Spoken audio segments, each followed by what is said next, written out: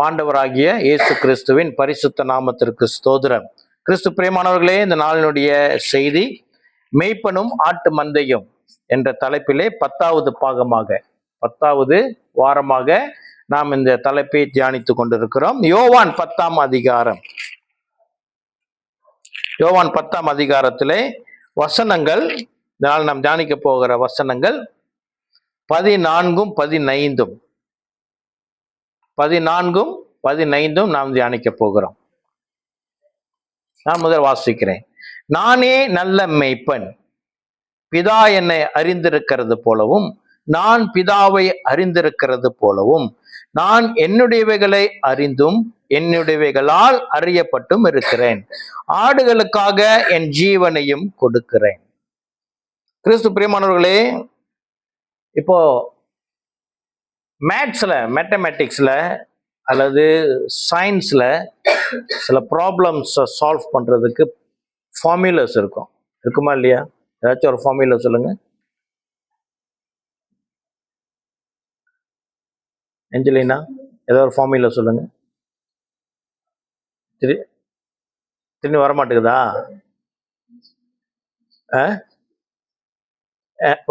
என்னது?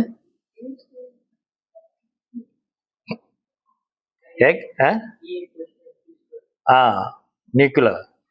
ஓகே, வேற அந்த மாதிரி ஃபார்முலாஸ் இருக்குதானே? நான் படிக்கும்போது ஓம்ஸ் லா படித்தோம். R=V/V/என்னவோ படித்தோம். படித்ததுக்கும் இப்போ வேலைக்கும் சம்மந்தமே இல்லை. ஜெனலியா, ஏதாச்சும் ஒரு ஃபார்முலா சொல்லுங்க. வாரம் வாரம் ஒரு டெஸ்ட் வைக்கணும், அப்போ பரீட்சைக்கு சரியா ரெடி ஆவீங்க. ஓகேயா? அந்த மாதிரி இப்போ இது 14-15ம் இட்ஸ் அ ஃபார்முலா. அதுல ஒரு என்ன ஃபார்முலா தமிழ்ல முன்ன பிரசங்கத்துல வார்த்தை பயிற்சிருக்கிறேன், சூத்திரம். தமிழ்ல ஃபார்முலான்னா என்ன அர்த்தம்?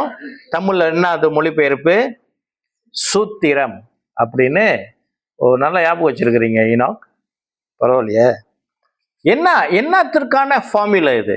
சரியா? அடிக்கடி இந்த வார்த்தையை சொன்னா வாய் திக்குது, இங்கிலீஷ்லேயே சொல்றேன். Okay, formula. என்ன ஃபார்முலா அப்படி என்றால், நமக்கும் இயேசுவுக்கும் உள்ள தொடர்பு எப்படி அவர் விளக்கி சொல்லியிருக்கிறார் என்ற ஒரு ஃபார்முலா இது. அது அவர் எப்படியாக விளக்கி இருக்கிறார் என்றால் அதை நாம் விளங்கி கொள்ள வேண்டும். விளங்கிக்கிட்டோம் என்று சொன்னால் நம்ம யாரு, நாமே நம்ம என்ன செஞ்சிருவோம்? அப்ரிஷியேட் பண்ண, நாமே நம்மை மதிக்க ஆரம்பித்து விடும். பொதுவாக நம்ம ரொம்ப பேர் என்னையே நான் மதிக்கிறது இல்லை, அப்படி இருக்கும். எங்கிட்ட உள்ள குறைபாடுகள், நான் அப்படி இருக்கிறேன், I am not special. Okay, இந்த உலகத்துல இந்த சில குறைபாடுகளோட பிறக்கிற பிள்ளைங்களை தான் ஸ்பெஷல் சைல்டு என்று சொல்லுவாங்க, அப்படித்தானே?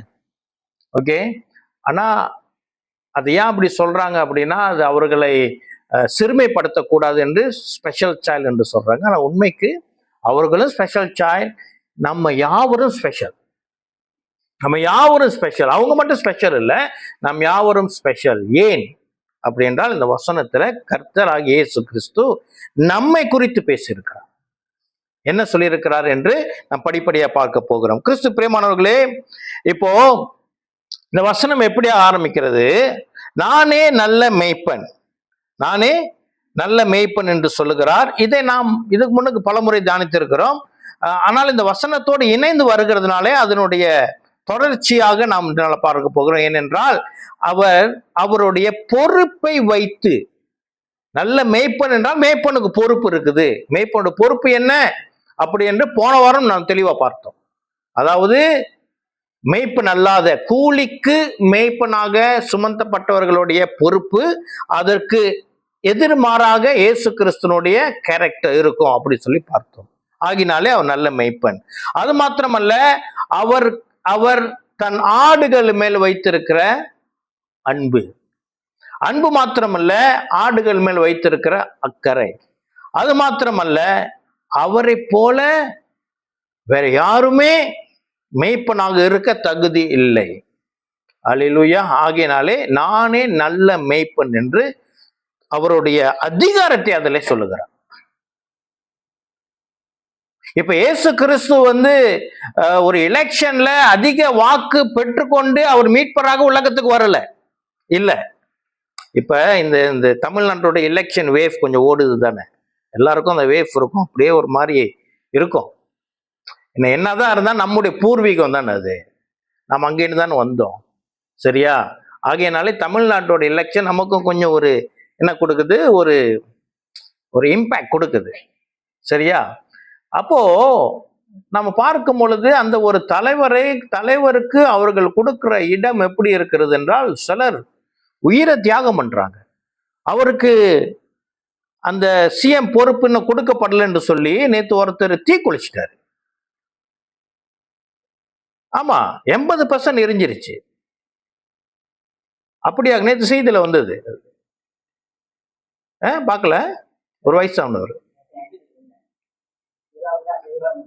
ஒருத்தர் செஞ்சிட்டாரு. ஒருத்தர் இந்த கவர்னர் மாளிகை முன்னுக்கு போயிட்டு கத்தி எடுத்து கையை கிழிச்சுக்கிட்டாரு, வயதானவர். சரியா? அது அது அவர்களுடைய தனிப்பட்ட காரியம். ஆனால் நான் விளங்கிக் கொள்ள வேண்டும், இயேசு கிறிஸ்துவை ஒரு மனிதன் சரியாக விளங்கி கொண்டான் அப்படி என்றால் அவனுடைய வாழ்க்கை இனி சாதாரணமா இருக்காது. ஆமென். அவர் வல்லமையானவர். அவர் எப்படிப்பட்டவர்? மகத்துவமானவர். அவரை நாம் விளங்கி கொண்டோம் என்றால் உலகம் நம்மை பார்க்கிற விதம் மாறிவிடும், நாம் உலகத்தை பார்க்கிற விதம் மாறிவிடும். அவர் உலகத்திலே மாற்றத்தை கொண்டு வந்தவர், நேரத்தை மாற்றினவர் இயேசு கிறிஸ்து. உலகத்தினுடைய நேரத்தை, டைமை, காலத்தை, டேட்ஸை, கேலண்டரை மாத்தினார். BC-AD என்று, கிறிஸ்துவுக்கு பின் கிறிஸ்துவுக்கு முன் அப்படி என்று மாத்தினார். அவர் ஒரு வாழ்க்கையில, ஒருத்தருடைய வாழ்க்கையில வரும் பொழுது மாற்றம் நிச்சயமா இருக்கும்.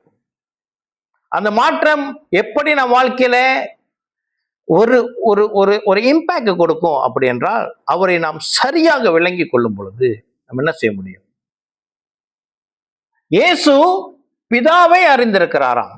பாருங்க, பிதா என்னை அறிந்திருக்கிறது போலவும் நான் பிதாவை அறிந்திருக்கிறது போலவும் நான் என்னுடையவைகளே அறிந்திருந்தும் என்னுடையவைகளால் அறியப்பட்டும் இருக்கிறேன்.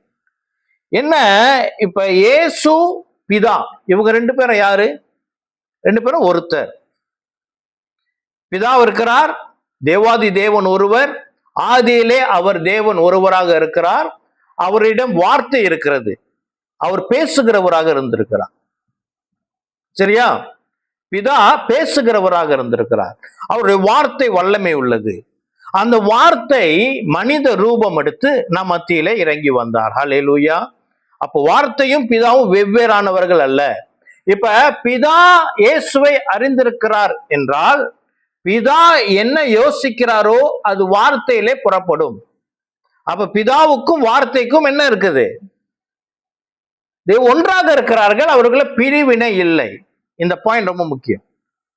பிதா இயேசுவை அறிந்திருக்கிறார் என்றால் அது ஒரு ஆழமான காரியம். நாம் தியானிப்போம். சுலபமாக நம் மனதில் நினைத்துக் கொள்ள வேண்டியது என்ன? பிதாவுக்கும் இயேசுவுக்கும் பிரிவினை இல்லை. ஒரு சின்ன டாட் கூட இருக்கு. சில சில காரியங்கள்ல சில அண்டர்ஸ்டாண்டிங், இப்ப கணவன் மனைவின்னு வச்சுக்கோமே, அவங்களுக்குள்ளாக ஏதேனும் ஒரு சின்ன கருத்து வேறுபாடு இருந்துச்சுன்னா அதை உடனே என்ன செய்யணும்? செட்டில் பண்ணணும். ஒன்று அதை டீல் பண்ணணும், அல்லது என்ன செய்யணும்? விட்டு கொடுக்கணும். ஒருவருக்கு ஒரு விட்டு கொடுக்கணும், அதை பெருசுபடுத்தக்கூடாது. அதை அப்படியே வைத்திருந்தோம்னா நாளடைவில் அந்த சின்ன ஒரு பிளவு பெரிதாக போயிடும். பெரிதாக போய் தான் இந்த நாட்களில் அதிகமான டிவோர்ஸ் நாம் பார்க்கிறோம். அப்படித்தானே? ஈவன் சத்தியத்தில் இருக்கிற, நம்முடைய விசுவாசத்தில் இருக்கிற சத்தியங்களும் வேதத்தோடு ஒட்டி இருக்கணும். நான் அடிக்கடி முன்ன சொல்லுவேன், பேரரல் லைன் அப்படி என்று ஆங்கிலத்தை சொல்லுவார்கள். கேள்விப்பட்டிருக்கிறீங்களா? பேரரல் லைன் அப்படின்னா ரெண்டு கோடு இருக்குது. ரெண்டு கோடு அங்கே இருக்கு இல்லையா? ரெண்டு கோடு இருக்குது தானே? இந்த மேட் கோடும் இந்த கோடும் ஒன்னாவே போகணும். அப்ப நம்முடைய வாழ்க்கையின் விசுவாசமும் வேத வசனமும் ஒன்றாகவே போகணும். இங்க ஒரு சின்ன பிளவு வந்துருச்சுன்னா அதோடைய லாங்கர் ரன் பார்த்தோம்னா அது பெரிய பிளவா இருக்கும். சரியா? அப்போ இயேசுவும் பிதாவும் எப்படி இருக்கிறாங்க? அவங்க இடையில ஒரு பிளவு இல்லை. Okay, simple understanding. அதே போல இயேசுவும் பிதாவும் அறிந்திருக்கிறாராம். அந்த அறிந்திருக்கிற வார்த்தையில் கிரேக்க சொல்ல நான் பார்க்க போகிறோம். ஓகே, அப்ப என்ன? பிதா இயேசுவை அறிந்திருக்கிறார் ஈக்குவல்ஸ் டு, அதுக்கு சமம் என்ன? இயேசுவும் பிதாவை அறிந்திருக்கிறார். அதே போல எப்படி இயேசு பிதாவை அறிந்திருக்கிறாரோ அதே போல இயேசு நான் என்னுடையவைகளை அறிந்தும். அல்லேலூயா. இப்ப இயேசு பிதாவை அறிந்திருக்கிறார். அப்ப இயேசு பிதாவை எந்த இடத்துல வைத்திருக்கிறாரு? மிக உயர்ந்த இடத்துல வைத்திருக்கிறார். அதே போல நம்மை அறிந்திருக்கிறார். அப்ப நம்ம எந்த அளவுக்கு அவர் நம்மை நேசிக்கிறார், எந்த அளவுக்கு அவர் நம்மை மதிக்கிறார்? இயேசு. ஆனா நம்ம அநேக நேரத்துல கொஞ்சம் கவலைப்படுவோம், யாரும் என்ன மதிக்கலையே, யாரும் மதிச்சா என்ன மதிக்காட்டினா, இயேசு என்ன மதிக்கிறார். இந்த சத்தியத்தை விளங்கிக்கிட்டோம் உலகம் நம்மை மதிக்க ஆரம்பித்து விடும். நம்ம வாழ்க்கை மாறும். ஹல்லேலூயா. இதை கர்த்தர் செய்வார். அதே போல அவர் ஒன்று சொல்லுகிற சத்தியம், இதை தான் நம்ம கொஞ்சம் ஆராய்ஞ்சு பார்க்கணும். என்ன சொல்லுகிறார்? இதெல்லாம் ஓகே, பிதா இயேசுவை அறிந்திருக்கிறார், இயேசு பிதாவை அறிந்திருக்கிறார், இயேசு பிதாவை அறிந்திருக்கிறது போல அவருடையவர்கள் நம்மையும் அறிந்திருக்கிறாராம். இயேசு நம்ம எல்லாம் அறிந்திருக்கிறாரா இல்லையா? நிச்சயமா அறிந்திருக்கிறார். அவர்கிட்ட நம்ம எதையும் மறைக்க முடியாது. ஓகே, அதுவும் ஓகே. ஆனா அடுத்ததுதான் நம்ம விளங்கி கொள்றது கஷ்டம். என்னவாம்? என்னுடையவைகளால் அறியப்பட்டும் இருக்கிறேன். அப்படின்னா என்ன? தன்னுடைய ஆடுகள், நாம் அவரை அறிந்திருக்கிறோமாம். சும்மா சாதாரணமா அறிந்திருக்கிறது அல்ல. இயேசு பிதாவை அறிந்திருக்கிறது போல நாம் இயேசுவை அறிந்திருக்கிறோமா? உண்மையா சொல்ல முடியுமா நான் இயேசு அறிந்திருக்கிறேன் அப்படின்று? ஆனா இயேசு சொல்றாரு. அப்படி என்றால் இயேசு தன்னுடைய ஆடுகளிடம் ஏதோ ஒன்று எதிர்பார்க்கிறார். என்ன என்று நாம் தெரிந்து கொள்வதற்கு இந்த அறிந்திருக்கிற என்ற வார்த்தை இங்கிலீஷ்ல நோஸ்னு போட்டிருக்கு தானே. ஃபாதர் நோஸ் மீ, ரைட் தானே? நோஸ் தானே போட்டிருக்கு. KNOWS, knows. சரி, அது கிரேக்க வார்த்தையில கினாஸ்கோ, அறிந்தல், கினாஸ்கோ என்று அர்த்தம். இதுக்கு என்னென்ன அர்த்தம்னா அதோடைய விளக்கத்தை சொல்றேன். கினாஸ்கோ என்ற வார்த்தைக்கு என்ன அர்த்தம்னா தெரிந்து கொள்ளுதல். சரியா? ஒரு காரியம் ஒன்று செய்ய போறோம், எங்கேயாச்சும் போக போறோம், இல்லை இது சமைக்க போகிறோம், தெரிந்து கொள்ளணும். இது எப்படி செய்யறது, யார் இவர் அப்படின்னு தெரிந்து கொள்ளணும். ஜெனரல் நாலேஜ் தெரிந்து கொள்ளணும். அடுத்தது என்ன? கம் டு நோ, புதுசா இருக்கும். எனக்கு உங்களை பல வருஷமா தெரியும், எனக்கு தெரியாது உங்களுக்குள்ளாக எந்த திறமை இருக்குதுன்னு. புதுசா இருக்குது. ஐ டிடன்ட் நோ நீங்க எதை செய்வீங்கன்னு. அந்த மாதிரி இருக்குதா இல்லையா? அனுபவம் இருக்குதா இல்லையா? பல வருஷம் கூட நண்பரா இருப்பாங்க, திடீர்னு அவங்க ஒரு என்ன சொல்றது, நல்ல ஒரு சமையல் செஞ்சு பிரியாணி செஞ்சு கொண்டுட்டு வராங்க. நீங்க செஞ்சீங்களா? ஆமா. எங்களுக்கு தெரியாத, புதுசா இருக்குது. புதுசா இருக்கும் அவங்களுக்கு குறித்து தெரிஞ்சுக்கிறதுக்கு. Come to no. அது பொதுவா ஒரு நண்பருக்குள்ள 2 பேர் நண்பர் இருக்கிறாங்க. ஒரு நண்பருக்கு இன்னொரு நண்பரை ரொம்ப நாளா தெரியும். அவர் எப்பயாவது ஒரு முறை அவரிடம் இருக்கிற விசேஷமான காரியத்தை அவர் தெரிந்து கொள்வார். Come to no. ஆனா இந்த உறவுல பிதா இயேசு, இந்த உறவுல எப்படின்னா அது ஒவ்வொரு நாளும் புதிது. இயேசுவை அறிந்து கொள்ளுகிறோம்னா என்ன தெரியுமா?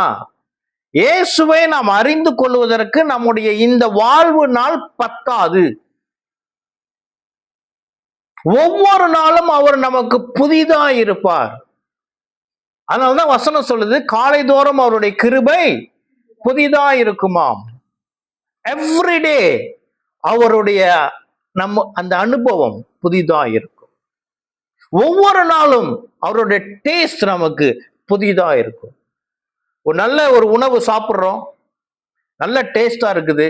என்னதான் நல்ல ருசியான பதார்த்தமாக இருந்தாலும் அதை தொடர்ந்து 4 நாள் சாப்பிட முடியாது.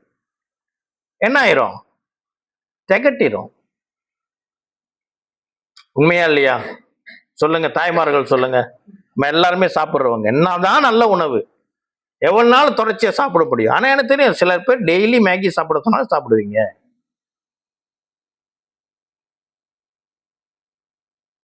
சில பேர் இருக்கிறாங்க, அது எப்படி நமக்கு தெரியாது. ஆனா ஜெனரலா சொல்றேன், ஏதாவது உணவு நல்ல உணவா இருந்தாலும் நம்ம தொடர்ச்சியா சாப்பிட முடியாது. அது நமக்கு ஒரு திகட்டலை கொடுத்துரும். அப்படித்தானே? உண்மையா இல்லையா? ஆனால் ஏசு, பிதாவுக்கும் இயேசுக்கும் உள்ள உறவு எப்படின்னா, அது எவ்ரி டே, எவ்ரி செகண்ட், ஒவ்வொரு தடவையும் புதிதாகவே இருக்கும்.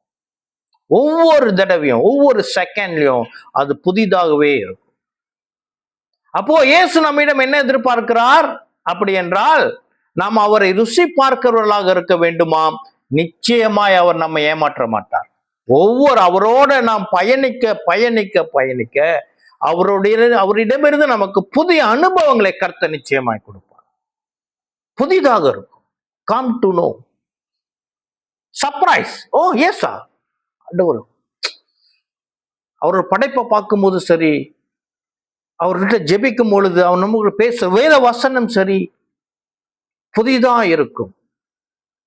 2000 வருடமா சபைகள்ல ஊழியக்காரங்க, பாஸ்டர்ஸுங்க பிரசங்கம் கொடுத்துக்கிட்டே இருக்கிறாங்க. 2000 வருஷமா பிரசங்கங்கள் புதிதாவே வந்துகிட்டே இருக்குது. ஒவ்வொரு தடவை நானும் எனக்கு தெரிந்து 30வது வயதுலேருந்து ப்ரீச் பண்ணிக்கிட்டு இருக்கிறேன். 21 வருடமா ப்ரீச் பண்றேன். ஒவ்வொரு தடவை சில காரியங்கள் ஏற்கனவே சொன்னதா தான் இருக்கும், இருந்தாலும் அதுலேயும் கர்த்தர் புதிதான ஒரு வெளிப்பாட்டை கொடுப்பார். இந்த வேதம் அவ்வளவு ஆழமானது. ஒரு புதிய அனுபவம் அதை நம்மிடம் அவங்க எதிர்பார்க்கிறார். அவர் என்ன எதிர்பார்க்கிறார்? நம்ம அவரை புதிதாய் நாம் ருசி பார்க்கிறவர்களாக இருக்க வேண்டும் என்று அவர் நம்மை எதிர்பார்க்கிறார். ஆகினால வசனம் சொல்றது, கர்த்தர் நல்லவர் என்று என்ன செய்யணுமா? ருசித்து பார்க்கணும். Taste and see the Lord is good. ஆமென். அடுத்து அந்த வார்த்தையில் என்னன்னா, இந்த கினோஸ்கோ என்ற வார்த்தை, டு நோ, என்னன்னா லேர்ன், கற்றுக்கொள்ள வேண்டுமா. அப்போ பிதா இயேசுவிடமிருந்து கற்றுக்கொள்ளுகிறாராம், பிதாவிடமிருந்து இயேசு கற்றுக்கொள்ளுகிறாராம். அப்போ நாம் என்ன செய்யணும்? அவரிடமிருந்து கற்றுக்கொள்ள வேண்டும். ஆனால் இயேசுவே அதை சொல்லியிருக்கிறார், என்னிடமிருந்து கற்றுக்கொள்ளுங்கள் அப்படின்னு இயேசுவே சொல்லியிருக்கிறார். ஆமென். இதெல்லாம் என்னது? எந்த வசனத்தை, எந்த வார்த்தையை நாம் தியானித்துக் கொண்டிருக்கிறோம் அப்படி என்றால், என்னுடையவைகளால் அறியப்பட்டும் இருக்கிறேன், கினோஸ்கோ என்ற வார்த்தை. அடுத்து இந்த வார்த்தைக்கான ஒரு அர்த்தம் என்னவென்றால், அண்டர்ஸ்டாண்ட், புரிந்து கொள்ளுதல். ஆமென். அவரை புரிந்து கொள்ளுதலை குறித்து இந்த வார்த்தை சொல்லுகிறது. இந்த சத்தியத்தை நாம் எப்படி விளங்கி கொள்ள போகிறோம் அப்படி என்றால், இதோ நான் முதல்ல சொன்ன பிரகாரம் இந்த 4 வார்த்தைகள், அதாவது தெரிந்து கொள்ளுதல், கம் டு நோ, புதிதாக, என்னைக்கு என்ன புதுசு, இன்னைக்கு என்ன சர்ப்ரைஸ், ஒவ்வொரு நாளும் புதுசா இருக்கும். வாவ், சோ கிரேட், எவ்வளவு அதிசயமானவரா, எவ்வளவு நல்லவரா அப்படி என்று அது என்றைக்குமே தித்திக்காது, நமக்கு அது திகட்டாமல் இருக்கும். இயேசுவோடு இருக்கிற அனுபவம் எவ்ரிடே இஸ் ஃப்ரெஷ், பியூட்டிஃபுல். அந்த அனுபவம் கர்த்தர் நிச்சயமாய் நம்ம கொடுப்பார். அதை அவர் எதிர்பார்க்கிறார்னா அவர் நமக்கு அவரை வெளிப்படுத்துகிறதிலே அவர் ஒவ்வொரு நாளும் புதிதாகவே இருப்பார். Is not the same everyday. ஒவ்வொரு நாளும் நமக்கு அவர் புதிதாகவே தம்மை நமக்கு வெளிப்படுத்துவார். அல்லேலூயா. சரி, இப்படி இருக்க இப்ப இந்த காரியத்தை, கினோஸ்கோன்ற வார்த்தையை நான் ஒரு வேத பகுதி, ஒரு பேசேஜ் மூலியமாக உங்களுக்கு விளக்க காட்டுகிறேன். எப்படி அந்த இடத்துல இந்த சம்பவம், ஒரு சம்பவம் நடக்கிறது வேதத்துல. இந்த சம்பவத்துல பிதா இயேசுவை அறிந்திருக்கிறதும் இயேசு பிதாவை அறிந்திருக்கிறதும் இயேசு தன்னுடையவர்களை, தன் ஆடுகளை அறிந்திருக்கிறதும் தன் ஆடுகள் இயேசுவை அறிந்திருக்கிறதும் எவ்வாறு என்று இந்த ஒரு பேசேஜ்ல நாம் பார்க்க முடியும். பரிசுத்த ஆவியானவர் தாமே நம்மை வழி நடத்துவாராக. லூக்கா 22ஆம் அதிகாரம். லூக்கா 22ஆம் அதிகாரம் வசனம் 40, 41, 40 44 வரை.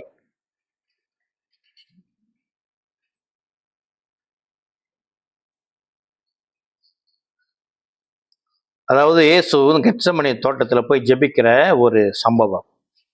சரியா? லூக்கா 22 40 44 முடிய நான் வாசிக்கிறேன்.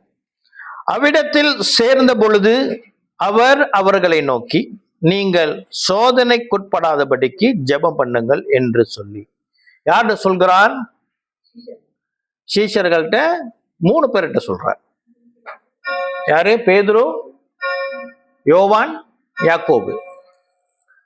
சரியா? அவங்க 3 பேரை மட்டும் தனியா கூட்டிட்டு போயிட்டு, இதுல அப்படி சொல்லியிருக்காள் தெரியல. நான் இந்த பகுதி ஆக்சுவலி என்னன்னு சொன்னா, அவர் 3 பேரை மட்டும் தனியா கூட்டிட்டு போய், சீஷர்கள் கீழே இருக்கிறாங்க, இவர் 3 பேரை மட்டும் மேல கூட்டிட்டு போய் அவர்கிட்ட அவர் சொல்லுகிறார். அவ்விடத்தில் சேர்ந்த பொழுது அவர் அவர்களை நோக்கி, நீங்கள் சோதனைக்குட்படாதபடிக்கு ஜெபம் பண்ணுங்கள் என்று சொல்லி அவர்களை விட்டு கல்லெறி தூரம் அப்புறம் போய் முழங்கால் படியிட்டு, பிதாவே உமக்கு சித்தமானால் இந்த பாத்திரம் என்னை விட்டு நீங்கும்படி செய்யும், ஆயினும் என்னுடைய சித்தத்தின்படி அல்ல உம்முடைய சித்தத்தின்படியே ஆக கடவுது என்று ஜெபம் பண்ணினார். அப்பொழுது வானத்திலிருந்து ஒரு தூதன் தோன்றி அவரை பலப்படுத்தினான். அவர் மிகவும் வியாகுலப்பட்டு அதிக ஊக்கத்தோடு ஜெபம் பண்ணினார். அவருடைய வேர்வை இரத்தத்தின் பெரு துளிகளாய் தரையிலே விழுந்தது. அவர் ஜெபம் பண்ணி முடித்து எழுந்திருந்து தம்முடைய சீஷரிடத்தில் வந்து, அவர்கள் துக்கத்தினாலே நித்திரை பண்ணுகிறதை கண்டு, நீங்கள் நித்திரை பண்ணுகிறது என்ன? சோதனைக்குட்படாதபடிக்கு எழுந்திருந்து ஜெபம் பண்ணுங்கள் என்றார். 46 முடிய. சரியா? 44 சொன்னல, 46 முடிய. இங்கே இப்ப இந்த ஃபார்முலா நான் சொன்னேன் இல்லையா, இந்த ஃபார்முலாவை, இந்த சூத்திரத்தை நாம் இதுல என்ன செய்ய போகிறோம்? இதில் அப்ளை பண்ண போகிறோம். அதை நாம் பிரித்து பார்க்க போகிறோம். ஓகே, இப்போ what is the formula? Father loves Jesus as Father loves Jesus the Son. Okay, இதுல என்ன? இப்போ கினோஸ்கோ என்ற வார்த்தைக்கு என்ன சொன்னேன்? அதுல இருந்த விளக்கத்துல ஒரு முக்கியமான ஒரு வசனத்தை இதுல நான் அப்ளை பண்ண போகிறோம். அண்டர்ஸ்டாண்ட், புரிந்து கொள்ளுதல். அறிந்து கொள்ளுதல்ன்றதற்கு இந்த கினோஸ்கோன்ற வார்த்தைக்கு இன்னொரு ஒரு வார்த்தை சொல்லும் உண்டு. என்னது? புரிந்து கொள்ளுதல், அண்டர்ஸ்டாண்ட். ஏனென்றால் இந்த கிரேக்க மொழி அது விசாலமான மொழி. அந்த கிரேக்க மொழியை ஆங்கிலத்திற்கு மொழிபெயர்க்கும் பொழுது அதோடைய அந்த தரம், அதோடைய குவான்டிட்டி, அதோடைய மாஸ் இருக்கு இல்லையா, அதோட வெயிட் வந்து கொஞ்சம் குறையும். ஓகே, உதாரணத்துக்கு சொல்றேன். இப்ப கிரேக்க மொழி ஒரு ஜூஸ் நம்ம குடிக்கிறோம் இல்லையா, ஜூஸ். சரி, கிரேக்க மொழி வந்து ஒரு ஜக்ல ஒரு ஜூஸ் வச்சுக்குவோம். அந்த கிரேக்க மொழியை ஆங்கில மொழிக்கு பெயர் பார்த்தும் அது மொழி பெயர்க்கும் பொழுது அது ஒரு மக்னா ஒரு கொஞ்சம் பெரிய கப்பு தானே, அது அவ்வளவுதான், அதோடைய கெப்பாசிட்டி அவ்வளவுதான். இந்த கிரேக்க மொழியில இருக்கிற அந்த ஆழத்தை ஆங்கிலம் எவ்வளவாக நமக்கு வெளிப்படுத்த முடியும்னா ஒரு மக் அளவு தான் வெளிப்படுத்த முடியும்.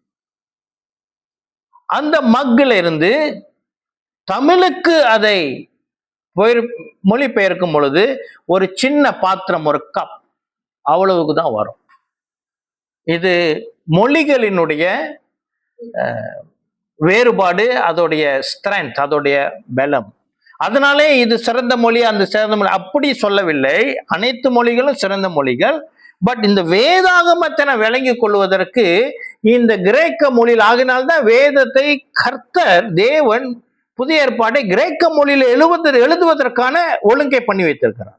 ஏன்னா அந்த கிரேக்க மொழியில அவ்வளவு சப்ஸ்டன்ஸ் இருக்குது, இங்கிலீஷ்க்கு வரும்போது அது குறையும். கர்த்தருக்கு ஸ்தோத்திரம். இன்னைக்கு தமிழ் வேதாகமத்துக்காக கர்த்தருக்கு ஸ்தோத்திரம், ஆங்கில வேதாகமத்துக்காக கர்த்தருக்கு ஸ்தோத்திரம். இதனால நவீன இன்டர்நெட் இருக்கிறதுனாலே மொழிபெயர்ப்புகளை நாம் ஆராய்வதற்கு கர்த்தர் கிருபை கொடுத்திருக்கிறார். அப்போ இந்த இடத்துல பிதா இயேசுவை அறிந்திருக்கிறார் என்ற அந்த அறிந்திருக்கிற என்ற வார்த்தைக்கு இன்னொரு சொல்லும் நம்ம போட முடியும் என்ற தமிழிலே புரிந்திருக்கிறார், அண்டர்ஸ்டாண்ட். அப்போ இந்த சம்பவத்துல இயேசு ஒரு கடுமையான ஒரு சூழ்நிலை கடந்து போகிறார். என்ன? அவருடைய ஏகனி, அவருடைய துன்பம், அவருடைய துயரம் எப்படியாக வெளிப்படுது என்றால், அவருடைய இரத்த நாணங்கள், நெற்றியில் இருக்கிற இரத்த நாணங்கள் அது வெடித்து வேர்வையாக கீழே சிந்தப்படுகிறது. சயின்ஸ் மருத்துவத்துறை அவர்கள் என்ன சொல்லுகிறார்கள்? ஒரு மனிதனுக்கு அதிகமான துயரம் வரும் பொழுது இந்த இரத்த ஓட்டம், மூளைக்கு ஏறுகிற இரத்த ஓட்டம் இருக்கு இல்லையா, அது வெடித்து விடுமா. அதிகமான துயரம் வெடித்து அது இரத்தமாக கீழே சிந்துமா. இயேசு அப்படியான ஒரு ஏகனி, அந்தமான ஒரு துயரத்தை அவர் கடந்து போகிறார். ஏன்? என்னால் அவர் மரிக்க போகிறார். மரணத்தை பார்த்து அவர் பயந்தாரா? மரணத்தை பார்த்து அவருக்கு துயரம் வந்ததா? இல்லை, மாறாக. ஏன் அவருக்கு அந்த துயரம் என்றால், இப்ப நம்ம பார்த்து கொண்டு இருக்கிறது என்ன? பிதா இயேசுவை அறிந்திருக்கிறார் அப்படின்ற அவர்களுக்குள்ளாக பிளவு இல்லை என்று சொன்னேன் அல்லவா? அந்த பிளவு இந்த மரணத்திலே உண்டாக போகிறது. இயேசுவும் பிதாவும் ஒன்றாக இருக்கிறார்கள். அது அவரே சொல்லியிருக்கிறார், நானும் பிதாவும் ஒன்றாக இருக்கிறோம். மரணத்திலே இவர் லிட்ரலி, அவர் இந்த வார்த்தையானவர், இயேசுவானவர் பிதாவை விட்டு பிரிய போகிறார். நாம் சொல்லலாம், கொஞ்ச நேரம் தானே, 3 நாள் தானே என்று நாம் சொல்லலாம். ஆனா கிறிஸ்து பிரியமானவர்களே, உலகத்துல இருக்கிற வரைக்கும் தான் இந்த 3 நாள் கணக்கு. இந்த உலகத்திலிருந்து பிரிந்து விட்டோம் என்றால் அது நித்தியம். அப்ப இயேசுவனுடைய பிதாவினுடைய கணக்கின்படி இயேசு பிதாவை நித்தியமாக பிரிய போகிறார். அவரால் அது ஏற்றுக்கொள்ள முடியவில்லை. சரியா? இயேசுனால பிதாவை நித்தியமாக பிரியறதை அவரால் ஏற்றுக்கொள்ள முடியல. அதுதான் போய் ஆண்டவர்கிட்ட பிதாவிடம் அவர் ஜெபிக்கிறார். கூடுமானால் என்ன கேட்டார் அவர்? பிதாவே, உமக்கு சித்தமானால் இந்த பாத்திரம் என்னை விட்டு நீங்கும்படி செய்யும்.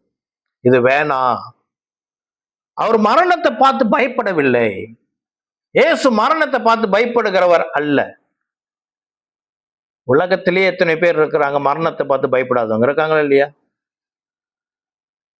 முக்கியமா வயது சென்றவர்கள், நல்ல வயது சென்றவர்கள், அவங்க சொல்லுவாங்க, என்கிட்டே சொல்லியிருக்கிறாங்க, எனக்கு நான் போய் சேர்ந்தா நல்லா இருக்கும். தயாரா இருக்கிறாங்க, பார்த்து பயப்பட்டுருக்கிறது அல்ல. யுத்தத்துக்கு போறாங்க, சோல்ஜர்ஸ் போறாங்க யுத்தத்துக்கு. எத்தனை பேர் மரிச்சு போறாங்க? தைரியமா தானே போறாங்க. மரணம் வந்தாலும் சரின்னு தானே போறாங்க. மனிதர்களே மரணத்துக்கு பயப்படாம இருக்க இயேசு பயந்திருப்பாரா? இல்லை. அவர் பயந்தது என்ன? ஐயோ, பிதாவிடம் இருந்து அந்த பிளவு வரப்போகிறது. அதனால்தான் ரோமர் 10:9 சொல்லுகிறது, மரித்த அவரை பிதாவானவர் உயிர்ப்பித்தார். இயேசு தானாக உயிர்த்தெழுந்து வாழவில்லை. அவர் எல்லாம் பலனையும் விட்டு அவர் விட்டு போனது. ஏன் தெரியுமா? அவர் பிதாவிடமிருந்து பிரிந்து விட்டார். ஆகினாலே அவர் தானாகவே உயிரோடு எழும்ப அவரால் கூடாததாக இருந்தது. அதனால ரோமர் 19 சொல்லுகிறது, மரித்த அவரை பிதா உயிர்ப்பித்தார். அல்லேலூயா. கிறிஸ்து பிரியமானவர்களே, இதில் உள்ள ஒரு சத்தியம் என்ன? நாம் இயேசுவும் பிதாவும் எப்படி ஒன்றாய் இருக்கிறது போல நாமும் கிறிஸ்துவும் ஒன்றாக இருந்தோம் என்றால், நம் வாழ்க்கையை, சவால்களை சந்திக்க, இந்த வாழ்க்கையை நடத்தி செல்வதற்கு நாம் அவருடைய பலன் உடையவர்களாக இருப்போம். ஆமென். சரி, இப்போ மறுபடியும் இந்த லூக்காக்கு வருவோம். இப்போ இயேசுவுக்கு ஒரு பிரச்சனை. எத்தனை பேர் சொல்லுங்க, எனக்கு ஒரு பிரச்சனை இருக்குன்னு? யார் சொல்லுவீங்க? பிரச்சனை இல்லாதவங்க கை தூக்குங்க.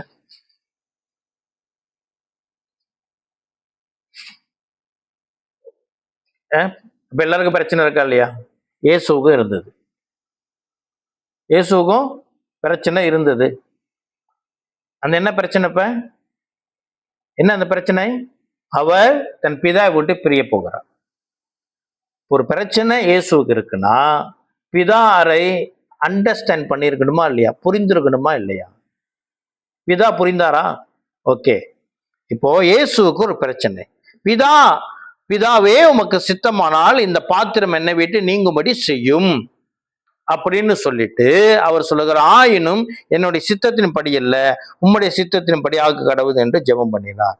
இப்போ இயேசுவுக்கு ஒரு பிரச்சனை, பிதாவுக்கும் அது பிரச்சனையா மாறிட்டு. ஏன்னா 2 பேரும் ஒன்னா இருக்கிறாங்க இல்லையா? அப்போ நாம் கிறிஸ்துவோடு ஒன்னா இருக்கிறோம் என்றால் நமக்கு ஒரு பிரச்சனைனா அது அவருக்கும் பிரச்சனை.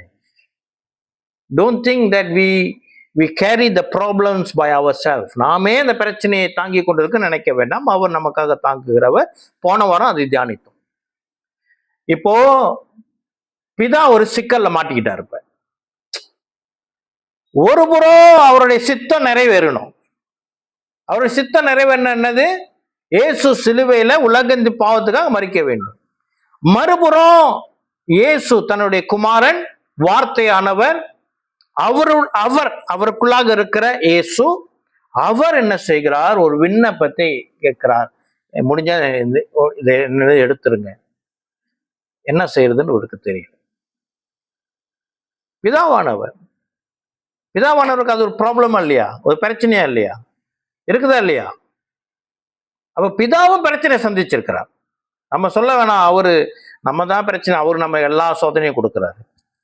பொதுவா நமக்குள்ள ஒரு பழக்கம் என்ன, ஆண்டு எப்படி சோதிக்கிறாரு அப்படின்னு இல்ல, அவர் பிரச்சனை கடந்து போயிருக்கிறார். இப்போ என்ன, இங்கதான் அந்த அண்டர்ஸ்டாண்ட், இந்த புரிந்து கொள்ளுதல்ல இருக்கிற மகத்துவம் நமக்கு விளங்குறது.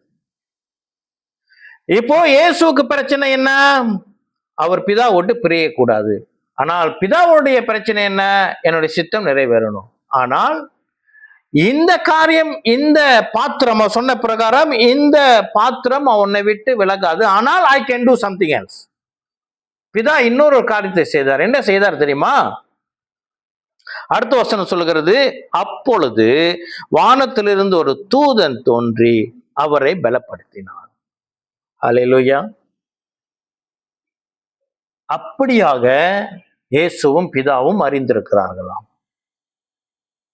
பிதா என்ன செய்கிறார்? இப்ப ஒரு தூதனை அனுப்பி இயேசுவை பலப்படுத்துகிறார். இப்ப நமக்கும் ஒரு பிரச்சனை. அந்த பிரச்சனையிலிருந்து ஆண்டவர் நம்மை வெளியாக்க முடியும். ஆனாலும் ஆண்டவர் விடுதலை கொடுக்க மாட்டார். ஏனென்றால் அவர் சித்தம் நிறைவேறணும். அவர் சித்தம் என்னவென்று நமக்கு தெரியாது, அவர் அறிந்திருக்கிறார். அந்த வேளையில இந்த பிரச்சனை கடந்து போகும் பொழுது அவர் நம்முடைய ஜெபத்திற்கு பதில் கொடுக்க முடியாத சூழ்நிலையிலே அவர் வேறொரு ஆல்டர்னேட்டிவ் செய்வார். ஒரு இயேசுவுக்கு ஒரு தூதனை அனுப்பி பலப்படுத்துறது போல நம்ம கடந்து போகிற சூழ்நிலையில he will grant us some other solutions, நம்மளை பலப்படுத்துவதற்கு. விளங்கி கொஞ்சம் கஷ்டம். ஏதோ ஒரு சூழ்நிலை கடந்து போறோம். என்ன, ஒரு கடன் பிரச்சனைல கடந்து போகிறோம். ஆண்டவர் கண்டிப்பா நம்ம விடுதலை கொடுக்க முடியுமா? நிச்சயமா கொடுக்க முடியும். ஆனால் அவர் அதுக்கான நேரத்தை குறித்து வைத்திருக்கிறார்.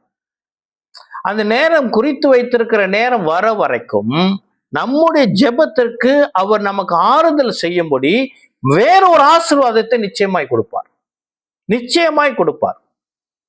கொஞ்ச நாள் இன்னும் கடந்து போவதற்கு கர்த்தர் நமக்கு சமாதானத்தை கொடுப்பார். ஆல்டர்னேட்டிவ் எதேனும் ஒண்ணு கொடுப்பார். He can do many things. பணம் பிரச்சனை இருக்கும் ஒரு புறம், நம்ம ஜெபித்து கொண்டு இருக்கிறோம். ஆனா ஆண்டவர் என்ன செய்வார்? அதுக்கு காலம் இருக்குது என்று சொல்லி ஒருவேளை நம்ம சரீரத்தில் இருக்கிற ஏதேனும் ஒரு சின்ன வியாதியை கர்த்தர் சுகமாக்குவார். புரியுதா என்ன சொல்றேன்னு? He will still do that. ஏதோ ஒண்ணு செய்வார். இப்போ இயேசு இப்ப என்னது, பிதா அவரை அறிந்திருக்கிறார். அதனால அவர் ஜெபத்திற்கு அவர் கேசு கேட்டுக்கொண்டபடி அந்த பாத்திரத்தை அவர் இழக்கவில்லை, மாறாக ஒரு தூதனை அனுப்பினார். பிதா இயேசுவை அறிந்திருக்கிறார். இயேசு பிதாவை அறிந்திருக்கிறார் இல்லையா? ஆகையினாலே அவர் ஜெபத்தில் அவர் என்ன செய்கிறார்? அவர் பிதாவை நன்றாய் அறிந்திருக்கிறதுனாலே முதல்ல சொல்லுகிறார், இந்த பாத்திரத்தை என்னிடமிருந்து எடுத்து போடுங்க, தன்னுடைய விருப்பத்தை சொல்லி. இப்போ அவர் பிதாவை அறிந்திருக்கிறதுனால என்ன சொல்லுகிறார்? ஆனாலும் உம்முடைய சித்தம் நிறைவேறுவதாக. எப்படி சப்மிட் பண்றாரு பாருங்க. இப்ப நம்ம இயேசுவை அறிந்திருக்கிறோம் அப்படி என்றால் இந்த பேட்டர்ன் நம்ம லைஃப்ல இருக்கணும். நம்ம 1000 பிரச்சனையை கடந்து போவோம். அப்ப எப்படியாக நாம் ஜெபிக்க வேண்டும்? ஆண்டவரே, நான் அந்த காரியத்தை நான் கடந்து போகிறேன், உண்மைதான், கர்த்தர் எனக்கு விடுதலை கொடுங்க. ஒருவேளை இது உம்முடைய சித்தம் இல்லை அப்படி என்றால், ஆண்டவரே உம்முடைய சித்தத்துக்கு நான் என்னை ஒப்பு கொடுக்கிறேன், உம்முடைய சித்தம் என் வாழ்க்கையில் நிறைவேறட்டும். நீங்க என்னைக்கு தீர்மானிக்கிறீங்களோ அன்னைக்கு நீங்க என்னை சந்திங்க. என்னைக்கு நீங்க எனக்கு இந்த காரியம் வந்து அடைய வேண்டும், என்னைக்கு இந்த சுகம் கிடைக்க வேண்டும், எனக்கு இந்த பொருளாதார பிரச்சனை நீங்க வேண்டும், என்னைக்கு நீங்க தீர்மானிக்கிறீங்களோ உங்களுடைய சித்தம் எப்பயோ அப்போ எனக்கு நிறைவேறட்டும். அதுதான் என்ன தெரியுமா? நாம் அவரை அறிந்திருக்கிறோம். ஆமென். இப்ப பிதா இயேசுவை அறிந்திருக்கிறதுக்கான ஒரு உதாரணத்தை பார்த்தோம். இப்ப இயேசு பிதாவை அறிந்திருக்கிறதுக்கான ஒரு உதாரணத்தை பார்த்தோம். இப்ப இயேசு தன்னுடையவர்களை அறிந்திருக்கிறார் அல்லவா? அப்ப சீஷர்களிடம் என்ன காரியம் பார்க்கிறோம் அப்படி என்றால், இதோ 40ஆம் வசனத்துல அது இருக்குது. என்னன்னா, இப்போ இயேசு மரணிக்க போகிறார், சிலுவை மரணம் இருக்கு சம்பிக்க போகிறது. இவர் மரணத்தை குறித்து அதிகமாக பேசிக்கொண்டே இருக்கிறார். இப்போ சீஷர்கள் எப்படி போயிட்டாங்க? இவங்க துக்கம் அடைந்து விட்டார்கள். இப்ப இயேசு அவங்க துக்கமா இருக்கிறத அறிந்திருக்கிறாரா இல்லையா? சீஷர்கள் துக்கமா இருக்கிறதை என்ன சொல்றீங்க? எப்படி அவங்க துக்கமா இருக்கிறாங்கன்னா வசனத்திலே இருக்குது. 45வது வசனம் பாருங்க. அவர் ஜெபம் பண்ணி முடித்து எழுந்திருந்து தம்முடைய சீஷரிடத்தில் வந்து அவர்கள் துக்கத்தினாலே நித்திரை பண்ணுகிறதை கண்டு. ஆங்கிலத்தில் எப்படி போட்டிருக்கு? 45 வாசிங்க. At last he stood up again and returned to the disciples, only to find them asleep, exhausted from the grief, sorrow. துக்கத்துல இருக்கிறாங்க. துக்கத்துல இருக்கிறதுனால இப்ப அவங்க துக்கம் என்ன? இயேசு அவர்களை விட்டு பிரிய போகிறார். ஆமா இல்லையா? அப்ப இயேசு இவங்க துக்கத்தை நீக்கணும்னு என்ன செய்யணும்? இவர்களை விட்டு பிரியக்கூடாது. ஆனால் பிரியாம இருக்க முடியுமா? அது பிதாவுடைய சித்தமா இருக்கிறது. ஆகையினாலே அவர் என்ன செய்கிறார்? ஒரு ஆல்டர்னேட்டிவ் அவங்கள்ட்ட கொடுக்கிறாரு. என்னது? சோர்ந்து போகாதபடி நீங்கள் ஜெபியுங்கள். கிறிஸ்து பிரியமானவர்களே, நம்ம எந்த பிரச்சனையை கடந்து போகலாம், அதற்கான தீர்வு வரும் வரை நாம் செய்ய வேண்டியது என்ன தெரியுமா? ஜெபம். ஜெபத்துல என்ன வரும் தெரியுமா? சமாதானம் வரும். பிரச்சனை தீர்ந்திருக்காது, ஆனா ஒரு புதிய சமாதானம் இருதயத்தில் எழும்பும். ஆனா சீஷர்கள்ட்ட சொன்னார், அவங்களால செய்ய முடிஞ்சதா? இல்ல. என்ன செஞ்சாங்க? ஜெபம் பண்ணாங்களா? தூங்கி கொண்டிருந்தாங்க. ஏன் அவர்களால் ஜெபிக்க முடியவில்லை அப்படி என்றால், ஒரு காரணம், அவர்கள் இன்னும் பரிசுத்த ஆவியானவரை பெற்றுக்கொள்ளவில்லை. அப்போஸ்தலர் நடபடிகள் வந்ததுக்கு அப்புறம் அவர்களுடைய சீஷர்களுடைய நடபடிகளை பார்க்கும் பொழுது அவர்கள் ஜெபிக்கிறவர்களாகவே இருக்கிறார்கள். ஊழியத்தின் வளர்ச்சியில அவங்களுக்கு ஜெபிக்க நேரம் பத்தல. ஏன்னா மக்கள் கூட ஆயிரக்கணக்கில் கூடி இருக்கிறாங்க. அவங்களை சந்திக்கிறதுக்கு இவங்களுக்கு நேரம் போது ஜெபிக்க முடியலன்னு சொல்லி ஜனங்களை சந்திக்குவதற்கு 7 மூப்பர்களை நியமிக்கிறாங்க. நீங்க இவங்க பந்திவிசாரிகள், நீங்க பார்த்துங்க, நாங்க ஜெபிக்கிறதுல தரித்திருக்க போகிறோம். அப்ப ஜெபம் என்பது என்ன? கர்த்தர் நம்ம கொடுக்கிற ஆறுதல். அவன் நம்மை அறிந்திருக்கிறதுனாலே என்ன, நாம் ஜெபிக்கிறவர்களாக இருக்க வேண்டும். நாம் அவரை புரிந்திருக்கிறவர்களாக இருக்க வேண்டும் என்றால் நாம் ஜெபிக்கிறவர்களாக இருக்க வேண்டும். நான் நினைக்கிறேன் இது கொஞ்சம் புரிந்து கொள்ள கஷ்டமா இருக்கலாம் இந்த பிரசங்கம். இப்ப நான் கடைசியா ஒரு பாயிண்ட்க்கு வரேன், சிம்பிளிஃபை பண்ணி சொல்றேன்.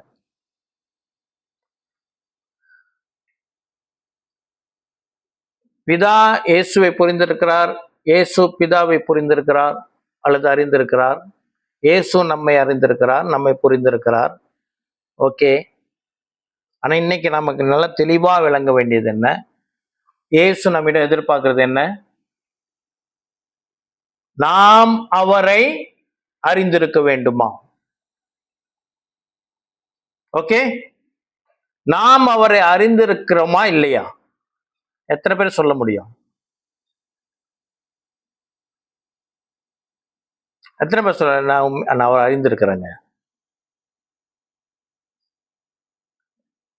கொஞ்சம் கஷ்டமா இருக்கு தானே? இப்ப பைபிள் நமக்கு அது ஒரு விளக்கம் கொடுக்கணுமா இல்லையா?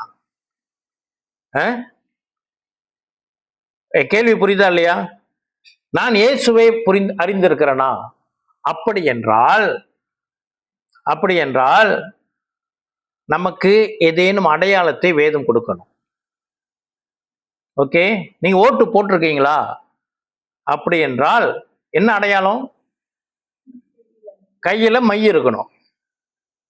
மை இருந்தா நான் ஓட்டு போட்டு இருக்கிறேன். அப்போ சில அடையாளங்கள் நம்மிடம் இருந்தால் நாம் அவரை அறிந்திருக்கிறோம். சில அடையாளங்கள் நம்மிடம் இருந்தால், நெகட்டிவான அடையாளங்கள் இருந்தால் நம்ம அவரை அறிந்திருக்கவில்லை. என்ன அடையாளங்கள்? ரோமர் 1 ரோமர் 1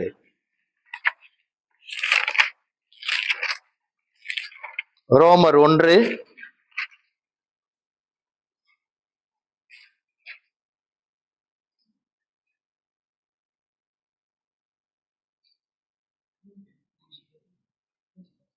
பவுல் ரோமருக்கு எழுதின நிருபம், நியூ டெஸ்டமென்ட் 1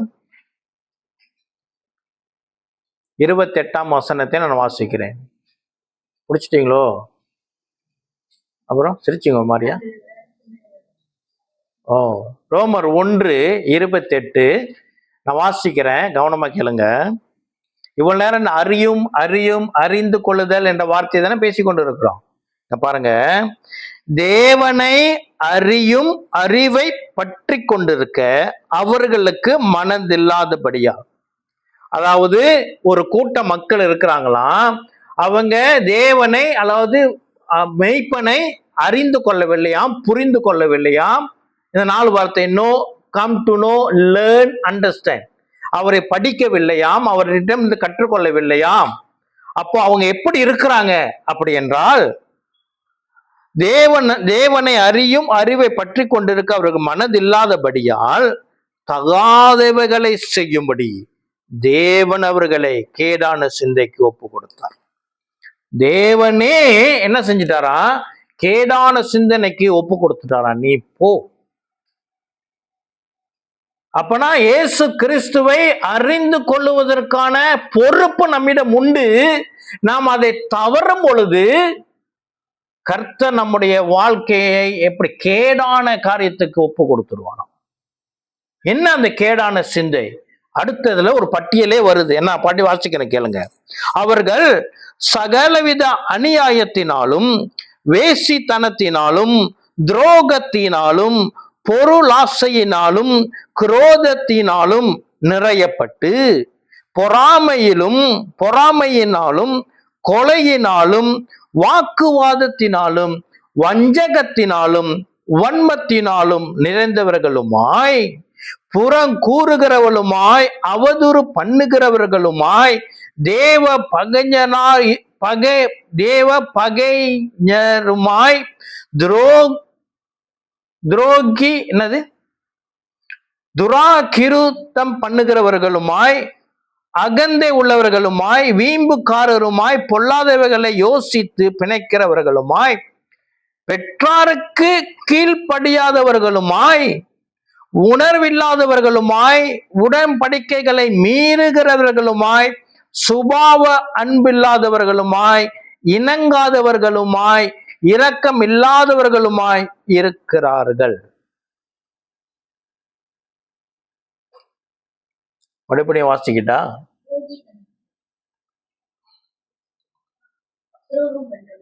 துராகிருதம் பண்ணுகிறவர்களுமா. என்னன்னா இந்த பக்கம் ரோமருக்கு எழுதின நிருபம்னு போட்டிருக்கு இல்லையா, அதுக்கு பின்னாடி அந்த எழுத்து வர்றதுனால அது கொஞ்சம் டார்க்கா இருக்குது, எனக்கு அது சரியா தெரியல. மறுபடியும் நான் வாசிக்கிறேன். பரிசுத்த ஆவியானவர் இண்டிவிஜுவலா இல்லை, என்னையும் சேர்த்து என்னிடம் எது இருக்கிறது என்று சுட்டி காட்டுவாராக. யாரையும் நம்ம பின் பாயிண்ட் பண்ணல, பரிசுத்த ஆவியானவர் திறந்து கொடுப்போம். ஒரு ஜெபத்தோடு நான் மறுபடியும் வாசிக்க போகிறேன். கண்களை மூடி. நல்ல ஆண்டவரே, இந்த காரியத்தை நான் வாசிக்கும் பொழுது எங்களுடைய இருதயத்திலே ஆவியானவர் பேசும்படியாக ஜெபிக்கிறோம். இந்த காரியம் எங்களிடம் இருக்கிறது என்று சொன்னால் ஆண்டவர் இதை சரிப்படுத்தும்படியாக ஜெபிக்கிறோம். கர்த்தர் எங்களை சந்திக்கும்படியாக ஜெபிக்கிறோம். வேத வசனத்தில் இருக்கிற வல்லமை எங்களை இந்த நாள் மாற்றும்படியாக ஜெபிக்கிறோம். பரிசுத்த ஆவியானவரை உணர்த்தும்படியாக ஜெபிக்கிறோம். இயேசுவின் மூலம் ஏற்றுக்கொள்ளும் நல்ல அப்பாவே. நான் வாசிக்கிறேன். அவர்கள் சகலவித அநியாயத்தினாலும் வேசித்தனத்தினாலும் துரோகத்தினாலும் பொருள் ஆசையினாலும் குரோதத்தினாலும் நிறையப்பட்டு பொறாமையிலும் கொலையினாலும் வாக்குவாதத்திலும் வஞ்சகத்தினாலும் வன்மத்தினாலும் நிறைந்தவர்களுமாய் புறங்கூறுகிறவர்களுமாய் அவதூறு பண்ணுகிறவர்களுமாய் தேவ பங்கஞ்சருமாய் துராகிருதம் பண்ணுகிறவர்களுமாய் அகந்தை உள்ளவர்களுமாய் வீம்புக்காரருமாய் பொல்லாதவைகளை யோசித்து பிணைக்கிறவர்களுமாய் பெற்றாருக்கு கீழ்ப்படியாதவர்களுமாய் உணர்வில்லாதவர்களுமாய் உடன்படிக்கைகளை மீறுகிறவர்களுமாய் சுபாவ அன்பு இல்லாதவர்களுமாய் இணங்காதவர்களுமாய் இரக்கம் இல்லாதவர்களுமாய் இருக்கிறார்கள். இப்படி பாருங்க, மிக முக்கியம். இது ஒருவேளை நம்மிடம் இன்னைக்கு இருக்குதுன்னா நம்ம மனம் மாறுவோம். ஆமென். மனம் மாறணும், மிக முக்கியம். அது மட்டுமல்ல, என்கிட்ட அது இருக்கிறது மாத்திரமல்ல, அடுத்த வசனம் சொல்லுகிறது, இப்படிப்பட்டவைகளை செய்கிறவர்கள் மரணத்திற்கு பாத்திரராக இருக்கிறார்கள் என்று தேவன் தீர்மானித்த நீதியான தீர்ப்பை அவர்கள் அறிந்திருந்தும். இப்படிப்பட்ட செயல்கள் ஒரு மனிதனிடம் இருக்கின்றால் அவன் மரணத்துக்கு ஒப்பு கொடுக்கப்பட்டவன். ஓகே. இன்னொன்றும் இருக்குது. ஒருவேளை என்கிட்ட இருக்குது, நான் இன்று மனம் மாறுகிறேன், பத்தாது. அடுத்த வசனம் சொல்லுகிறது, அவைகளை தாங்களே செய்கிறதும் அல்லாமல், நான் இந்த தவறுகளை செய்கிறது மாத்திரம் அல்லாமல் அவைகளை செய்கிற மற்றவர்களிடத்தில் பிரியப்படுகிறவர்களுமாய் இருக்கிறார்கள். புரியுது என்ன வசனம் சொல்லுது? இந்த தவறுகள், அதாவது ஒரு எக்ஸாம்பிள் இருக்கு, ஒரு எக்ஸாம்பிள் எடுக்கிறேன். பெற்றாருக்கு கீழ்ப்படியாதவர்களுமாய். இந்த வசனம் ஒருவேளை இன்னைக்கு நம்மகிட்ட பேசுகிறது என்று சொன்னார். ஓகே. இப்ப இந்த வசனத்திலிருந்து நான் விடுதலை, எனக்கு அந்த பிரச்சனை இல்லை, ஏன்னா எனக்கு பெற்றோர் இல்லை, 2 பேருமே மரித்து விட்டார்கள். பெற்றோர் இருக்கிறவங்களுக்கு ஒவ்வொரு பிள்ளை என்ன செய்யணுமா? பெற்றோருக்கு கீழ்ப்படியணுமா? எபேசியர் 6:1 சொல்லுது, கர்த்தருக்குள் நீங்க கீழ்ப்படிங்க. ஓகே. இப்போ ஒருவேளை எனக்கு அந்த பிரச்சனை இருக்குது, நான் என்ன செய்கிறேன்? இன்று நான் மனம் மாறுகிறேன், பத்தாது. என்னவா? இந்த 32 அடுத்த பகுதி சொல்லுகிறது, அவைகளை செய்கிற மற்றவர்களிடத்தில் பிரியப்படுகிறவர்களுமாய் இருக்கிறார்கள். இப்போ நமக்கு ஃப்ரெண்ட்ஸ் இருக்கிறாங்க. என்னுடைய நண்பர், அவர் என்ன செய்யறாரு? அவர் பெற்றோர் கீழ்ப்படுகிறது இல்லை, அவரு மேல என்ன ஆசையா இருக்கக்கூடாது, எனக்கு தெரியுது. ஆகையினாலதான் இந்த சினிமாவும் சரி, இந்த சீரியலும் சரி, அதுல வருகிறதெல்லாம் என்னது? இந்த வாசிச்சுமா இதெல்லாம் சீரியல்ல இருக்குது, இருக்கா இல்லையா? இருக்குது. அப்ப நம்ம அதை பிரியப்படுத்தி பார்க்கிறது கூடாத காரியம். இங்க போட்டிருக்குது பாருங்க, வாசம் நல்லா தெளிவா போட்டிருக்குது, அவைகளை செய்கிற மற்றவர்களிடத்தில் பிரியப்படுகிறவர்களுமா இருக்கிறார்கள். அப்ப எங்க இந்த அசுத்த காரியம் என்கிட்ட இருக்குது, நான் மனம் மாறிக்கிறேன். நான் இன்னும் ஃபர்தர் எந்த அளவுக்கு மாறணும்னா, இதை செய்கிறவர்களிடத்தில் நான் ஆசைப்படக்கூடாது, அவர்களை நான் பார்க்க கூடாது அப்படின்னு வசனம் தெளிவா சொல்லுகிறது. எதுன்னு சந்தேகம் இருக்கு அந்த வசனத்துல? Straight forward. இப்படி இருந்தால் இந்த இந்த லிஸ்ட் நீ வீட்டு போய் தயவாய் இதை படித்து தியானித்து பாருங்க. இந்த காரியங்கள் என்னிடம் இருக்கிறது என்றால் நான் இயேசுவை இன்னும் அறியவில்லை. ஏன்? இந்த வசனம் எப்படி ஆரம்பிக்கிறது? தேவனை அறியும் அறிவை பற்றி கொண்டிருக்க அவர்கள் மனதில்லையா. இப்ப இயேசுவை அறிந்திருக்க எனக்கு மனதில்லை அப்படி என்றால் என்கிட்ட இதெல்லாம் இருக்கும். இல்ல, நான் இயேசுவை அறிந்திருக்கிறேன் என்று நான் சொன்னேனானால் இந்த காரியங்கள் என்னிடம் இருக்காது. அப்ப நான் இது அகற்றணும். அது உண்மை என்றால் அப்படி நாம் செய்வோம் என்று சொன்னால் யோவான் 10:15 மறுபடியும் வருவோம். யோவான் 10:15 வசனத்தினுடைய தொடர்ச்சி.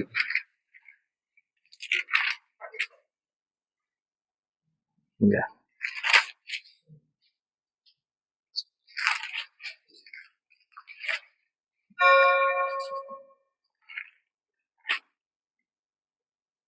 நான் என்னுடையவர்களை அறிந்தும் என்னுடையவர்களால் அறியப்பட்டும் இருக்கிறேன். ஆடுகளுக்காக என் ஜீவனை கொடுக்கிறேன். கிறிஸ்து பிரியமானவர்களே, ஒரு முக்கியமான சத்தியத்தை நீங்கள் அறிந்து கொள்ள வேண்டும். என்னவென்றால், கர்த்தர் சிலுவை மரணத்திலே நமக்கு பூரண விடுதலை கொடுத்திருக்கிறார். ஆமென். அப்போ தன் ஆடுகளுக்காக அவர் அவருடைய ஜீவனை கொடுத்ததுல நமக்கு பூரண விடுதலை அவர் கொடுத்து விட்டார். ஆகையினாலதான் நாம் அவரை அறிந்து கொள்ளும் பொழுது நமக்கு என்ன கிடைக்கும்? பூரண விடுதலை கிடைக்கும்.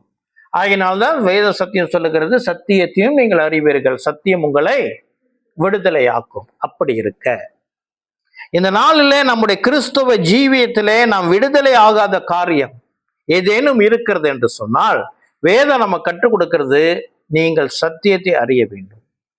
சத்தியத்தை அறிய வேண்டும் என்றால் யாரு? இயேசுதான் சத்தியம். நானே வழியும் சத்தியம் ஜீவனுமாய் இருக்கிறேன். இப்ப இயேசுவை நாம் அறிந்தோம் என்று சொன்னால் நிச்சயமாய் நமக்கு கர்த்தர் இந்த உலக வாழ்க்கையிலே பூரண விடுதலையும் மறுமையிலே நமக்கு நித்திய ஜீவனையும் கொடுக்க வல்லவராக இருக்கிறார். அப்படி என்றால் நம்முடைய செக்லிஸ்ட், நான் அவரை அறிந்திருக்கிறேனா என்று நம்ம செக்லிஸ்ட் பண்ணிக்கிறதுக்கு, செக்லிஸ்ட்னா என்ன? அப்படி என்றால் என்னன்னா, ஒரு பட்டியலை போட்டு இன்னைக்கு என்ன இதை செஞ்சுட்டேன்னா, இதை செஞ்சுட்டேன்னா, இதை செஞ்சுட்டேன்னா, இதை செஞ்சு எங்கேயும் வெளியே போகிறோம். வெளியே போகும்பொழுது என்னென்ன கொண்டுட்டு போனோம், ஒரு செக்லிஸ்ட் போடுவோம். போட்டுட்டு ஓகே இதை எடுத்தாச்சு, இதை எடுத்தாச்சு, இதை எடுத்தாச்சு, இதை எடுத்து, ஓ இது இல்லை, ஓகே இதெல்லாம் போய் தேடி இதை செய்யணும். அது போல இந்த ரோமர் 1வது அதிகாரத்துல நம்ம வாசிச்ச ஒரு பட்டியல் நமக்கு செக்லிஸ்ட். இந்த காரியங்களை என் வாழ்க்கையில இருந்து அகற்றணும். இந்த காரியங்களை வாழ்க்கையில இருந்து என்ன செய்யணும்? அகற்றணும். நம்ம முழு முயற்சி செய்யணும். அந்த முயற்சியில கர்த்தர் நமக்கு உதவி செய்வார். ஆமென். அப்படி என்றால் அவருடைய மரணத்திலே வந்த முழு விடுதலை நமக்கு நிச்சயமாய் வந்து சேரும். ஆமென். கர்த்தர் நம்ம ஆசீர்வதிக்கிறதுக்காகவே அவர் சாபமானார்.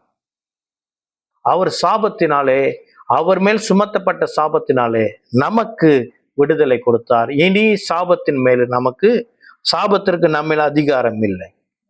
அல்லேலூயா. ஆமென். நம்ம எழுந்து நின்று நாளை ஜெபித்து கர்த்தரிடம் நாம் ஒப்பு கொடுத்து எல்லாரும் வாய் திறந்து பேசுங்க. கண்களை மூடி பக்கத்துல யார் இருக்கா, அவங்களுக்கு விளங்குமா இவங்களுக்கு விளங்குமா என்று யோசிக்காதபடி ஆண்டவர் ஒப்பு கொடுப்போம். கர்த்தர் நம்மோடு கூட நம்ம இன்று நாள் அவர் சந்திப்பாராக. நம்முடைய குறைபாடுகளை, நம்மிடம் இருக்கிற இந்த அசுத்தங்களை நம்மிடம் இருந்து அவர் எடுத்து போடுவாராக. கர்த்தர் நல்லவர். ஆண்டவரே உங்க நோக்கி ஜெபிக்கிறோம். கர்த்தர் கிருபை பாராட்டும். இது இந்த ரோமர் 1ஆம் அதிகாரத்திலே கடைசி பகுதிகளை வாசித்த ஆண்டவரே அந்த வசனங்களிலே இருக்கிற காரியங்களை நாங்கள் ஆராய்ந்து பார்க்கிறோம். தகப்பன் எங்களிடமிருந்து இதை எடுத்து போடும்படியாக ஜெபிக்கிறோம். நாங்கள் மன்னிப்பு கேட்கிறோம் ஆண்டவரே. பிதாவே, இந்த அனைத்து அசுத்தத்திலிருந்து கர்த்தர் விடுதலை கொடுத்து கர்த்தரிடமிருந்து நாங்கள் பூரண விடுதலை பெற்றுக்கொள்கிறவர்களாக, சிலுவை மரணத்தின் வல்லமை நாங்கள் பெற்றுக்கொள்ளத்தக்க கர்த்தர் எங்களை சந்திக்கும்படியாய், எங்களை வழி நடத்தும்படியாய் ஜெபிக்கிறோம். உங்களுடைய அன்பு எங்களை வழி நடத்தி இந்த அசுத்தமான காரியத்திலே நாங்கள் பிரியப்படுகிறது இருந்து எங்களை தவிர்த்து இந்த காரியத்திலே இந்த காரியத்தை செய்கிறவர்களிடமிருந்து எங்களை நாங்கள் விலக்கி காக்கவும் கர்த்தர் எங்களை வழிநடத்தும்படியாக ஜெபிக்கிறோம். வந்திருக்கிற யாவரையும் நாங்கள் இயேசு கிறிஸ்துவின் நாமத்தினாலே ஆசீர்வதித்து ஜெபிக்கிறோம். நன்மையும் கிருபையும் வாழ்நாள் முழுவதும் எங்களை வந்தடைய எங்களுடைய மீட்பரை எங்களுடைய மேய்ப்பனை நோக்கி நாங்கள் மன்றாடி ஜெபிக்கிறோம். ஜெபம் கேளும் எங்கள் ஜீவன் உள்ள நல்ல அப்பாவே. ஆமேன், ஆமேன், ஆமேன். கரங்களை உயர்த்தி ஆசீர்வாதத்தை பெற்றுக்கொள்ளும். பிதாவாகிய தேவனாலும் கர்த்தராகிய இயேசு கிறிஸ்துவினாலும் பரிசுத்த ஆவியானவருடைய அந்யோன்ய ஐக்கியத்தினாலும் அன்பும் கிருபையும் சமாதானமும் இரக்கமும் கர்த்தர் வருமளவும் நம்மோடு கூட இருப்பதாக. என் ஆத்துமாவே கர்த்தரை ஸ்தோத்திரி, என் முழு உள்ளமே பரிசுத்த நாமத்தை ஸ்தோத்திரி. என் ஆத்துமாவே கர்த்தரை ஸ்தோத்திரி, கர்த்தர் செய்த சகல உபகாரங்களை மறவாதே. ஆமேன், ஆமேன், ஆமேன். இஸ்ரவேல் தேசத்தை ஆசீர்வதிக்கிறோம். எருசலேமிலே சமாதானம் உண்டாவதாக. கிறிஸ்து பிரியமானவர்களே, கர்த்தருடைய அன்பை நாம் ஒருவருக்கொருவர் பகிர்ந்து கொள்வோமாக. ஆமேன். அல்லேலூயா.